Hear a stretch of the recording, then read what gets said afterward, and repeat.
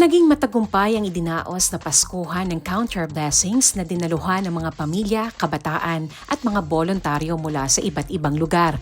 Masigla ang naging programa na tampok ang mga awitin, sayawan, paligsahan at iba't ibang aktibidad na angkop para sa lahat ng edad. Nagkaroon din ng mga pagtatanghal na nagbigay diin sa tunay na diwa ng Pasko, ang sama-samang pagdiriwang, pagbibigayan at pagmamahalan. Ipinamala sa mga kalahok ang kanilang talento at pagkakaisa sa iba't ibang paligsahan na isinagawa sa buong programa. Lalo namang nagbigay ng ngiti at kasiyahan ng mga aktibidad na inihanda para sa mga bata at kanilang mga pamilya.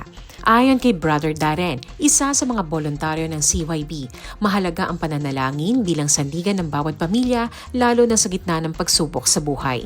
Sobrang importante po na nagdadasal po ang mga believers especially na nagkakatipon sa pangalan ng ating Panginoon ng Jesus. Sabi po sa salita ng ating Panginoon, kung may dalawa po o higit pa na nagkatipon sa pangalan niya, ay naroon ang presensya po niya.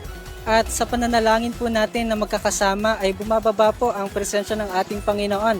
At sa presensya po na yon ay naroon ang tinig niya, nandoon ang kapangyarihan niya, kung saan ang bawat imposibleng bagay ay nagiging posible, ang bawat bagay na walang clarity, nagkakaroon ng clarity. Dahil ang hanap ng tao ay hindi yung request lang nila. Meron silang hinahanap na tao at yun lang ay ating Panginoong Jesus na bumababa sa tuwing tayo ay nananalangin. Dagdag pa ni Brother Darren, hinikayat niya ang lahat na ipagpatuloy ang pananampalataya at pagmamahal sa kapwa. Tuloy-tuloy lang po tayo sa pagdulog sa ating Panginoon dahil alam po natin na ang ating Diyos ay nakaririnig po sa ating mga panalangin. Nakikilala po niya tayo at alam po niya ang mga kailangan natin, ang mga nais natin sa buhay.